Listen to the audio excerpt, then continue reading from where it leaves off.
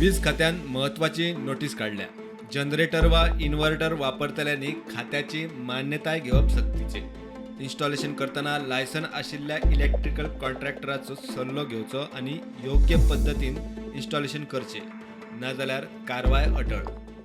आमी जेन्ना कोणूय जनरेटर घालता ताजें एप्रुवल इलेक्ट्रिसिटी कडेन आनी इलेक्ट्रिकल इन्स्पेक्टरा कडेन मागचें पडटा आनी आमी एक कंडिशन घालता तो स्विच घालचो पडटा 4 पोल, ताकी फाल्यां जनरेटराची सप्लाय आमच्या लायनीर येवची न्ही म्हणून आनी तशें ते प्रोटेक्शनार आमी प्रिवेंट करता, कसलोच शॉक कंज्युमरासान येवचो न्हय. पूण इन्वर्टराक कितें आसता, आयज सगळेच लोक इन्वर्टर घालता आनी हे इन्वर्टराचें एप्रुवल घेवपाक डिपार्टमेंटा कडेन कोणूच परमिशनाक येयना आनी तेजें कनेक्शन सारकें जावपाचें ते कंज्युमराचें एक रेस्पॉन्सिबिलिटी आनी ड्युटी आसता, जी इन्वर्टर बरें ब्रँडेड घालून जें आयसोलेशन करता कंप्लीट फेज एज वेल एज न्यूट्रल.